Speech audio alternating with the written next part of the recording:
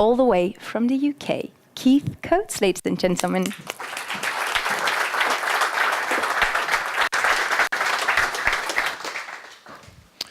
Good afternoon, everybody. It's a real privilege for me to be here. I am based in the UK now, but I hail from South Africa, and I can't think of a better place to be on a golf course in blue skies as a South African. So thank you very much for that. And while I get pleasantries out the way, good luck for the European Championships. Okay, my hopes are with you. We haven't got much time, and we're going to look at what it takes to be a future-fit leader. Essentially, as a futurist, that's what we do. I was asked the other day when I was going through immigration at Heathrow, when the immigration officer got to occupation, it stopped him dead in his tracks when he saw the word futurist. His brow puzzled up a bit. He looked at me and said, "So can you tell me who's going to win the premiership this year?" I said, "I'm a futurist, not a fortune teller." And what futurists do is we help you anticipate and build scenarios as to the likely challenges that you're going to face. One of the most important things about understanding any discussion on leadership is that it is always, always context specific. What that means is you can't just take a blueprint of leadership and think that because it was originated in North America, it will apply in China or Africa or Europe. Leadership is always context specific, and that both makes the conversation complex and very nuanced. And so my job today is to paint a bit of a backdrop as to the global context in which you need to think about your own leadership practice. We were involved in a global research a few years ago out of the East-West Center in Hawaii that looked at the impact of globalization.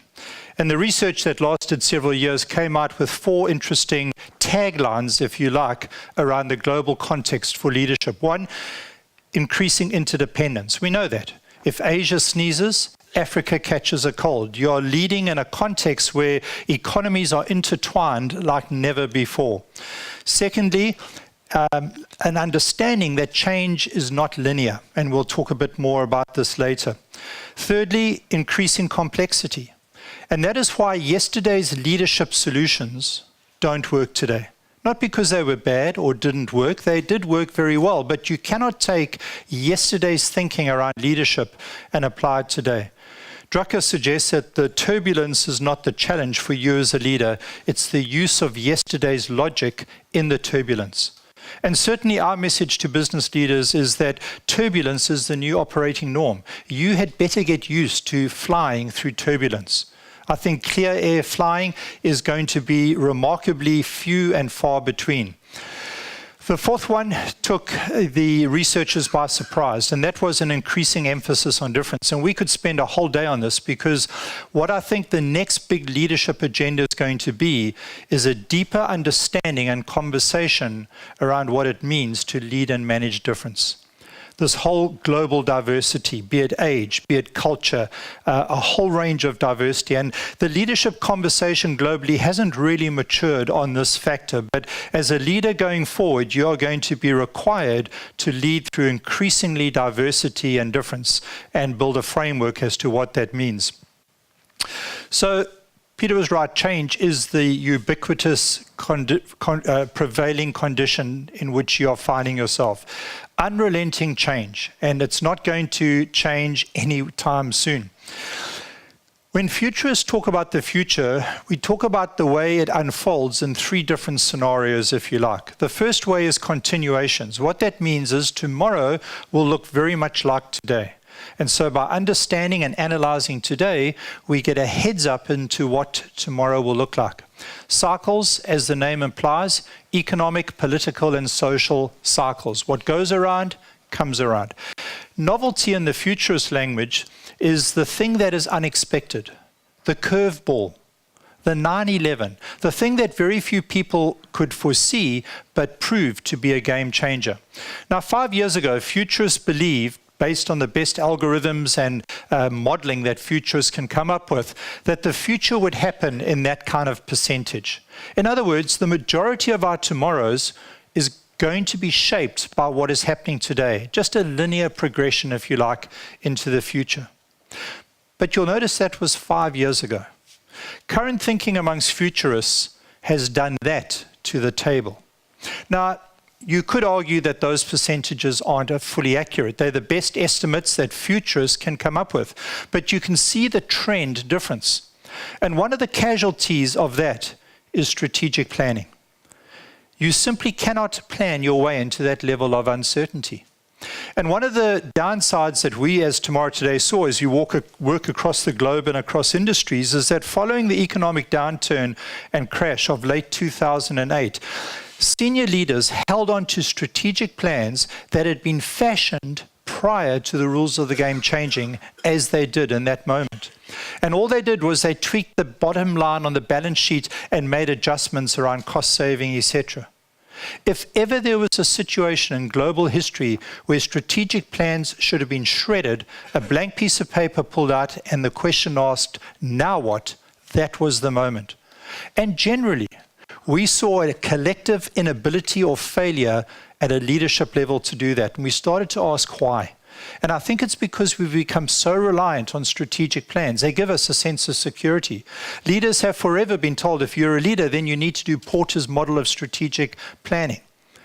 But I'm not saying you don't plan at all, but I'm saying hold lightly to your plans in a world of that level of uncertainty. A lot of this work comes from Jim Data. I know Jim, he's a retired futurist in Hawaii, and I get to chat to him as I work there every year, which is not a bad place to work if you're going to work. And Jim is an eccentric, wonderful character. He's given his name to what is known as Data's second law of futures. Data's second law of futures states the following. Any useful idea about the future needs to appear ridiculous. Any useful idea about the future needs to appear ridiculous. So here's a great question for you as a leader. If you were to look at your Exco agenda right now, is there a ridiculous idea on that agenda? Data does add an important rider to that, and that is this. Not every ridiculous idea is useful. And that's an important thing to keep in mind. So disruption is perhaps a better word than change to describe our future. We've been disrupted at every level. Again, this forms the backdrop of another entire keynote and framework that we've got as Tomorrow Today. But let me give you a quick heads up as to some of the main motivators or disruptors that you know full well. One, the incredible level of personalization of service and product, the empowered customer. It's happening in all different areas. One of the most successful adverts or campaigns ever embarked upon. Secondly, algorithms, AI, automation. We know that this is a massive disruptor in many sectors, especially the financial sector. I was at a banking conference last week in Switzerland where we presented a white paper on the future of banking and financial services. And certainly robotic intelligence is playing havoc with certain forms of advisement when it comes to investing and banking. Earlier this year, the Go world champion was beaten by artificial intelligence in a game far more complex than chess, a game that nobody ever thought that anyone other than a human could win. And in game 2 of a 5-match series, the robot made a move, it was known as move 37, that was unparalleled. It gave people an indication that perhaps we saw for the first time ever robotic intelligence, a robot thinking, not just responding out of a whole data bank on possible moves, but a robot learning and actually initiating a move that was unprecedented. You can look it up and do some more investigation for yourself. But a significant point in the process of artificial intelligence learning to think for itself and demonstrating that. Another major disruption, this on-tap economy. You probably have people working in your offices that are selling their services outside of your particular setup, and I'm sure other speakers will allude to this later. The Upwork economy, if you like. So if you go to Fiverr, you can get anything animated or access to people who can do this.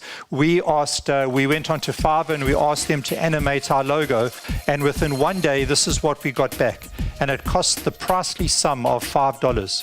Think about the disruption that means to people in marketing houses for whom this is their job. When I can go online, contract anybody anywhere around the world, and it costs me $5, and I get an instant response to something I ask them to do.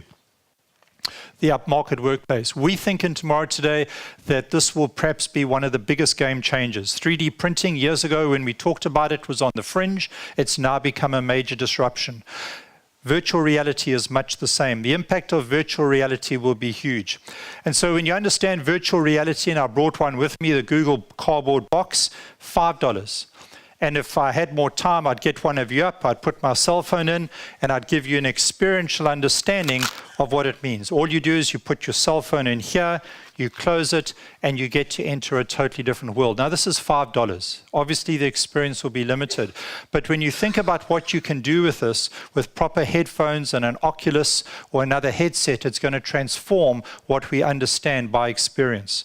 The Marriott Group recently in New York City put up 2 virtual reality booths outside the courthouse, and people coming out, having just signed their marriage certificate, they offered them a honeymoon anywhere in the world. And you could enter this booth, if you like, a virtual reality booth, and go on honeymoon as a couple to Hawaii. The impact of this, I think, is going to be big. And then lastly, platform players, the ability of people who are on a platform to influence the entire industry. And this is where fintech is playing out, and the banking world is understanding it very, very sharply. Why? Because these people aren't just changing the rules, they're changing the entire game. And as Facebook takes out a banking license in Ireland, which it already has, watch what that will do to the banking industry, given Facebook's ability to personalize their service and product. So all of that by way of disruptions to say this: how come then, when we know this to be the fact, that this tends to be what we respond in leadership, in our thinking about organizations? And there's a problem. When it comes to the future, what we cannot afford to be doing is what happens here.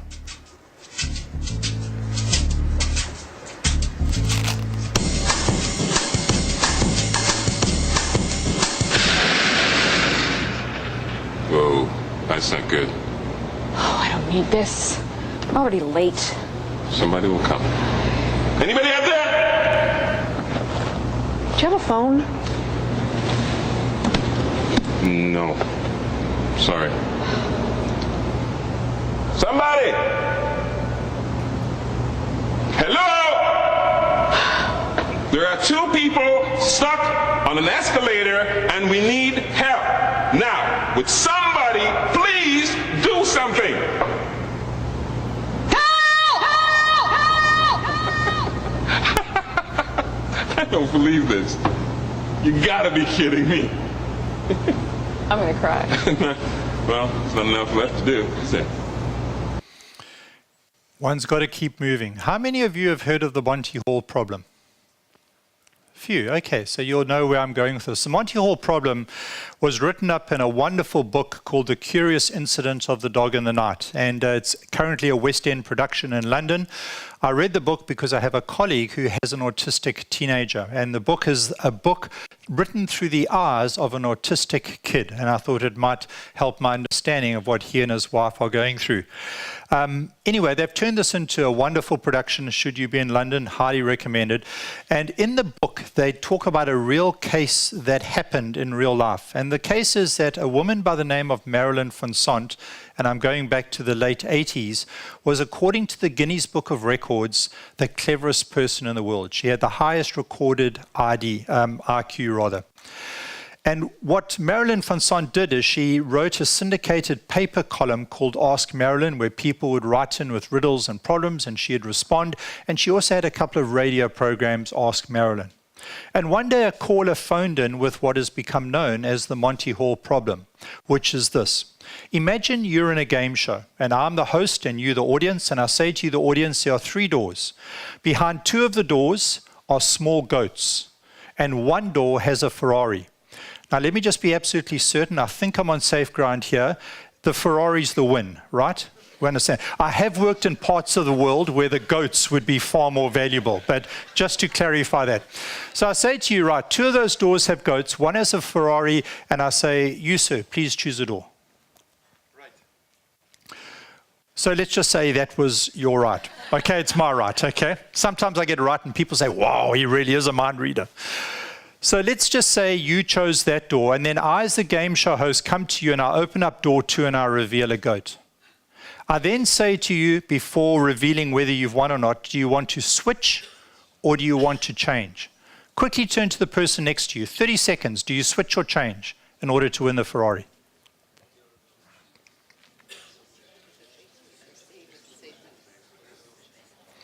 All right, how many say you switch? Minority. So the majority, I'm assuming, say you stay. And the logic in staying or switching often is built on this. It now is a 50-50. There are two doors, and I'd be gutted if I had chosen the Ferrari and I switched, is often the underpinning logic. So I'm going to stick. But it doesn't really matter because it's a 50-50. In response to whether you stick or switch, Marilyn Fonson said back to the caller, you switch every time to increase your odds of success. She was berated by professors of mathematics in the United States who wrote into her telling her she was corrupting young American minds because her maths was faulty.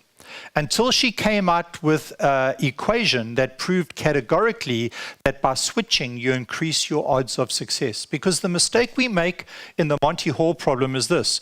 We treat it as a two-door problem once one of the doors has been opened. But it doesn't ever become a two-door problem. It remains a three-door problem. Now, when I do sometimes workshops around this, we actually get to experiment, and I'll show you categorically, because I know some of you are looking at me and you clearly don't believe me. But here's the lesson from the Monty Hall problem. Changing does not guarantee you success, but I can tell you this, that if you guard the status quo and you don't change, it lessens your chances of success. I'm often asked by CEOs, well, Keith, if we do this, this, and that, will we be guaranteed success in the future? And I say, well, again, how do I know? There are too many, I don't know. But I can tell you as a leader, if you are not changing, you are going backwards. You are not even standing still, you are going backwards. And that's an important principle from the Monty Hall problem. So we've got to then ask, what does this mean for you as a leader? How do you lead in this changing world? And I want to suggest that you're leading in a world that looks pretty much like that ship deck on a cruise liner off the New Zealand coast. And I'm very glad I wasn't on that cruise liner. Because that is the reality of the world in which you're trying to lead. Stability is something that is not going to happen easily.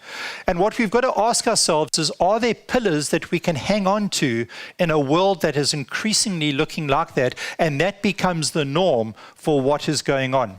And you'll see there VUCA. VUCA is an acronym that futurists use to describe the prevailing conditions in which you are leading.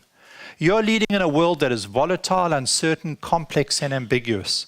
And that's a nice handle to put on the global context in which you find yourself leading. And so if those are the prevailing conditions and the context, we've got to have new conversations around what it means to lead in that context. And so I'm going to suggest that we can mirror that acronym and apply it to 4 things that you as a leader will need to consider, and 4 conversations that will help you in a VUCA world. We'll talk a bit about vision.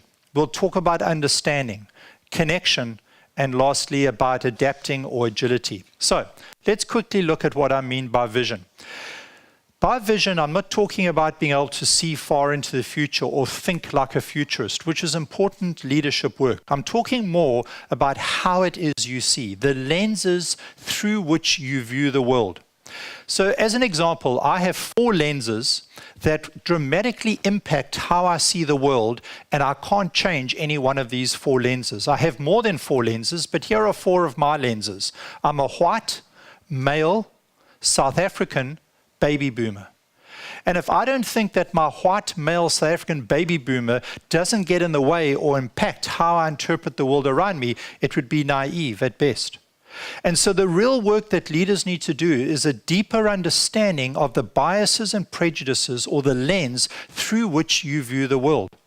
Another way of understanding it would be to understand our seeing. So let me do an experiment. Let me ask this half of the room, and I'm at risk here of you nodding off, to close your eyes. Can I ask you to close your eyes and keep them tight shut? Okay, so this half over here that have got your eyes open, okay, I want you to look at that picture and quickly get your answer, okay? You've got your answer. There's no trick in that. It's a very simple equation. Now what I'm going to ask you to do, who are looking at the screen, is to close your eyes. So can you close your eyes? Okay. Now this group over here, I feel like a hypnotist. This group over here that's had your eyes closed, can you open your eyes? Okay. And I'm going to show you a picture, and I want you to come up with the answer, okay? How many ends? Simple equation, okay? Right, everyone open your eyes. Open your eyes. No, I'm kidding. All right, call out your answer. 4, 3, 12, 16. You saw the same picture.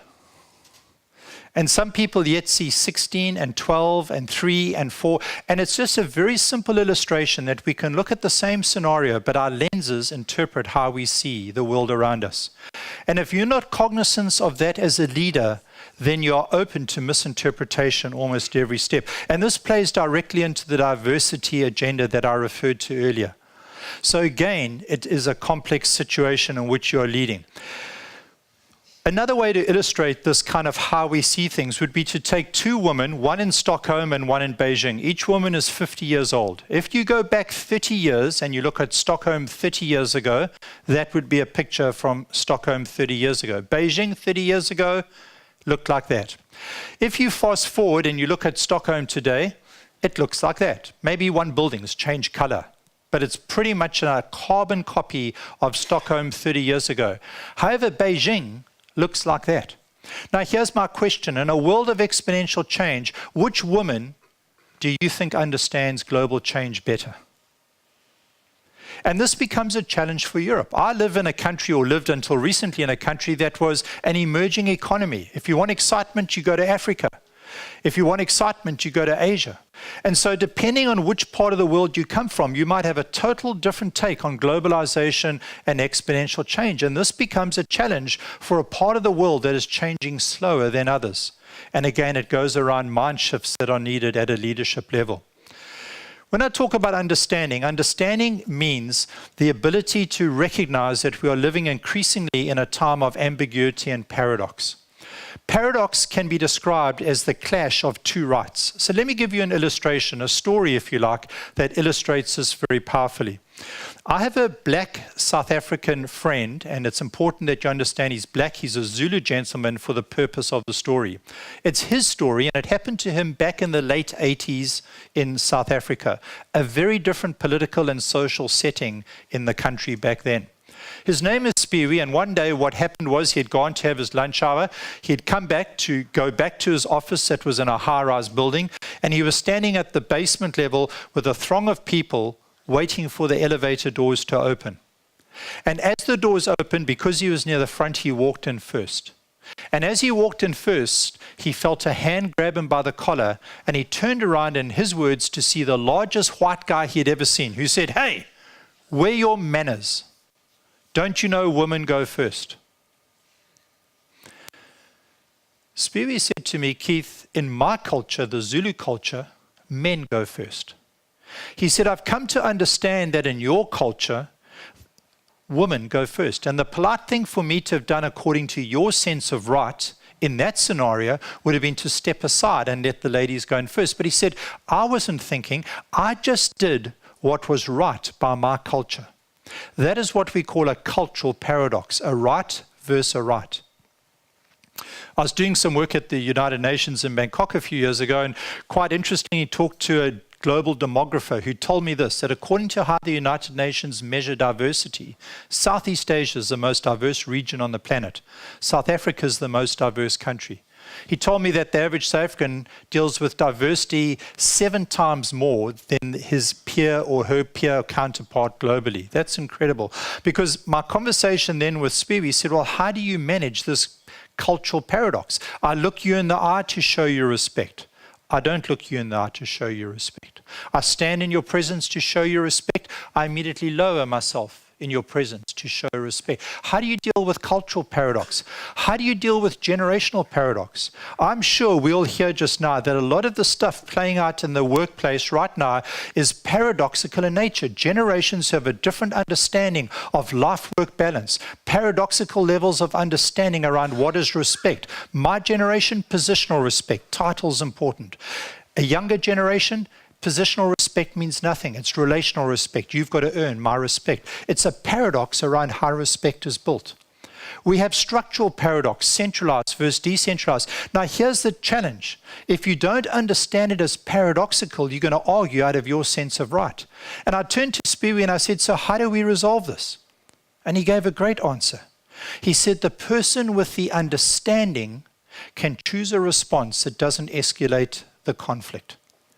I want to respectfully suggest as leaders, you are dealing increasingly with a world of paradox. And if you don't have frameworks of understanding to help you interpret what's happening in that paradoxical moment, then the conversation just goes nowhere. So we need to understand what it means to unlearn. Alvin Toffler said that the illiterate of the 21st century, you can read it for yourself. But I love that saying, and it dates all the way back to 72 in his classic book called Future Shock. And so a real leadership agenda is not only one around learning, but it's around what is it you maybe need to unlearn, let go of, and relearn.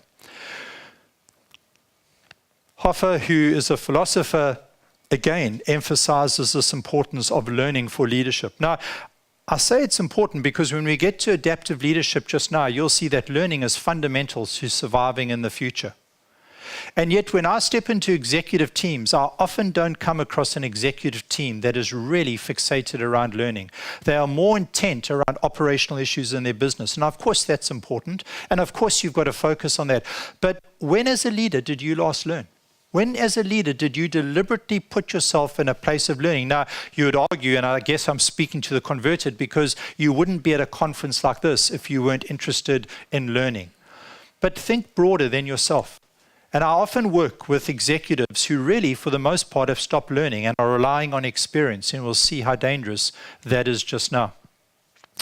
When you go to biology and you look at biological systems that evolve, what happens to the DNA is one of three things, or a combination. The DNA, in order to adapt to the future or the new scenario, decides what to keep that is useful in spite of the disruption that's happening. It also then decides what to discard, and it decides what needs to be created, or in biological terms, rearranged. There are three great strategic questions for you. What is it in your business right now, facing the disruptions and the turmoil that you are facing increasingly, do you need to keep?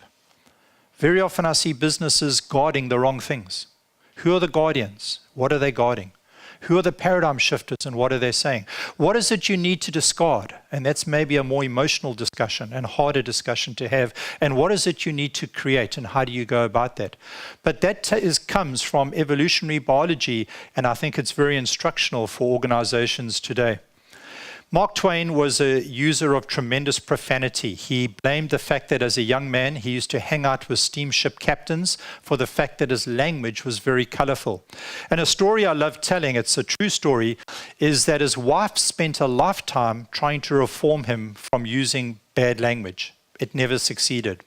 And one day in desperation, she decided that she was going to throw back at Samuel Clemens, his real name, her husband. She was going to throw back at him every single swear word she could ever remember him using. And coming from her, that would shock him into some kind of reformed reality. So she didn't have to wait very long. The story plays out. They were in their house one day. He was in a different room. Something happened, and he went off pop, and he was using all this foul language. She marched into the room and let him have it. She stood in front of him and delivered this barrage of filth at him. I'm sure he was shocked. But the story is he stood there very still. And eventually, as you would expect, she ran out of words. At which point he leaned forward and he said, "My dear, you have the words, but not the tune." And I think today leaders need to hear the tune. You know the words, but it's hearing that tune that is running deeper. And how do you get to hear that tune? So the second understanding that we need in this world of paradox is a huge understanding around the importance of questions. The ability to ask good questions. The quality of your questions is going to determine the quality of the answers or the solutions that you find. Hello, I'd like to order French fries, a burger, and a milkshake. This is a library.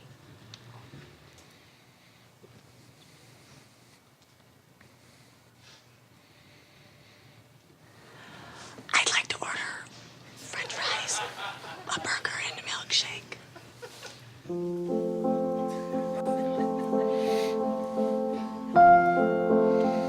And you say, "Hi, Keith, I've got one of those in my team." But it's not just about asking questions, it's obviously asking the right questions. This is Kirstenbaum's work, and I love it because he talks about the DNA of a company, and DNA always has 4 elements to it. And so whether you're a company of 50 people or 50,000 people, you would have these 4 things present. And I make a very important point here around the importance of organizational culture in order to be future fit. You see, most leaders understand their role when it comes to strategy, and strategy drives how we move our service or product. It could be a very formalized strategy or a very loose and formal strategy, but there's always a strategy, a strategic component to our business. And for decades, leaders have been taught that is your primary work, the formation and execution of strategy. And that's why when in your leadership pathway, you've learned about Porter and other models of doing strategy. The problem with Porter's model is this.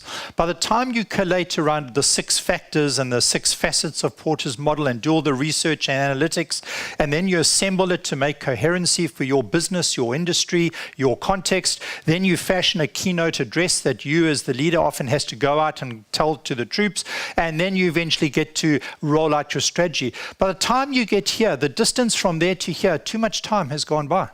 And the goalposts have moved, but now you committed to a strategy because you've invested all this time and energy and money into it, and so we've got to play it out. Now again, I'm not saying strategy is not important, but I'm saying if you want to be future fit, it's never a matter of strategy, it's more of a cultural issue. They've done research around why big mergers in particular have failed. Some of the biggest transatlantic mergers have failed at a corporate level. And these were smart strategies put together by clever leaders, and yet they failed. In fact, research shows that only between 10 and 30% of strategic initiatives succeeds. That is an incredibly poor return on something that takes so much time and investment. And when they look at why it's failed, it's never because it's bad strategy or poor leadership. It's failed because the organizational culture can't support it. So the conclusion from this that we can draw is this, that as a leader, your real work is not strategy or strategic formation and execution, as important as that is. Your real work as a leader is to pay attention to organizational culture. And if you forget everything else I said, and you probably would, here's what I want you to remember in order to be future fit, which I'm often asked, how do we ensure that we are future fit personally and organizationally? My answer is this, it's never a matter of strategy, it's a matter of culture. If you've got a culture that is agile and nimble and adaptive and quick, you will survive. And I know too many companies that are relying on a clever strategy to keep them future fit. And the problem with that is that strategy will always be behind the pace of global change and disruption. So if you said to me, well, Keith, just quickly give me a heads up as to what is culture, because that's a big subject. I know of companies that are actually employing cultural anthropologists to deepen their understanding around organizational culture. It's made up of 4 things. If I was called into your company and you said, do a cultural audit, here's where I'd start. I'd look at 4 particular areas of your business. How do you make decisions? How do you deal with information? Who has it? Who doesn't have it? How does it get disseminated? That would tell me an awful lot about your culture. What structure do you have? And then what are your motivators? How do you incentivize behavior?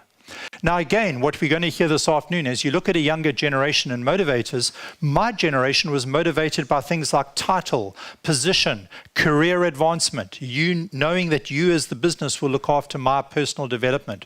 But you've got a younger generation coming in today who are motivated by 3 things: freedom, fun, and flexibility. Freedom, fun, flexibility. If I went to my father, were he still alive, and said, Dad, I'm going to work and I want to have fun, I know exactly what his answer would have been. He would have looked at me over his glasses and said, my boy, why do you think we call it work? There was no expectation in his generation to go to work and have fun. But today, it's an integral part. I want to know I'm contributing to something bigger than who I am. I want to make a difference. And if leaders aren't aware of the generational shift and the generational agenda around values and behaviors that result, again, a lot of effort can be wasted. I was talking to the director in Stockholm of the Kairos Institution, because as tomorrow today we do a lot of work in generational theory. He told me a fact that was startling. Here was what he told me based on their research, that 72% of graduates by the age of 30 are no longer working in the field in which they qualified. That is why retention is the challenge it is. You see, in my generation, if you qualify an accountant, you die an accountant. If you qualify a lawyer, you die a lawyer. You stay on that trajectory. I might change companies once or twice, but I don't change trajectories. You've got young people today who are qualifying accountants and by 27 are working in tourism or showing people around Bali or surfing in Bondi Beach, Australia. Total shifts. And again, we don't have time to go into the generational mindset around that, but that is why retention is the #1 corporate strategic challenge right now. And my fear is we don't understand the nature of the problem and our responses are all inadequate and are completely wrong. I'll come back to that just now. Very briefly, under connection. We need to rethink connection because connection is changing through social media and social technology. And I think you'll agree with me that all of these words that are coming up now are important in your business. What they mean in your business is critical, not just in your business, but also how you connect to your clients and customers. Those are important words. Now, here's my point about those words. Social media has changed the definition of every one of those words. And some of those changes are paradoxical in nature. And again, I hear many companies and leaders getting caught up around my definition of what it means to connect, or my definition of what it means to interact, as opposed to an understanding that there's a paradoxical understanding of different generations as to what those words mean. And if I don't frame that paradox, I can't have a meaningful conversation within each one of those areas that are vital to the lifeblood of every organization. That top picture was taken in St. Peter's Square at the inauguration of Pope Benedict in 2005. That bottom picture taken in St. Peter's Square from the same place at the inauguration of Pope Francis, the current Pope. Look at how the world has changed. And I still meet leaders today who think that in this world that exists like it shows there in 2013, they can control the conversation. And my message to leaders who think they're in control of the conversation is, you're not. At best, you can influence it. And if you're not in the conversation, then how can you influence it? And I know many leaders of my generation who take great pride in the fact that they stand outside of the conversation and they don't educate themselves around social media, etc. And I think that's a huge oversight. Is it difficult? You bet it's difficult. Does it mean unlearning? Absolutely. But if you're not in the conversation, you simply cannot influence it. And you certainly cannot control it as a leader in that reality. Let's start wrapping up around probably the most important of all the points, around the ability to be adaptive. I'm often asked by leaders, in my opinion, they will say, what does it take for me as a leader or us as an organization to be successful in the future? And certainly my answer can be debated, but the immediate response I give without hesitation is around adaptability. If you're not adaptable or agile, I simply do not know how you will survive this future, this VUCA world future that we've been talking about. It's fundamental. And one of the key things around the model of adaptive leadership is a distinguishing between what is known as a technical problem and an adaptive problem. A technical challenge and an adaptive challenge. An adaptive challenge is basically described as knowing what to do when you don't know what to do. And I want to suggest you are facing as leaders more and more adaptive challenges. A technical challenge, you know exactly what the problem is. So let's just quickly draw up this matrix to help clarify the difference. In a technical problem, the problem is clear. I have a headache, I go to the doctor. After some tests, she diagnoses me as having a brain tumor. I know what the problem is. Technical problems can be very serious and very complex. But in a technical problem, the definition of the problem is clear, as is the solution. My surgeon says to me, Keith, I can go and I can operate, it's benign, and the chances of survival are good. And the locus of control or work is the surgeon who says, with my team, I can get this solved. You face a lot of technical problems. You know what the problem is, there is a solution, and it means you telling somebody what to do in order to get that fixed. Experience in technical problems is invaluable because the solution you've got to a technical problem probably comes from looking at the shelf of your leadership pathway and seeing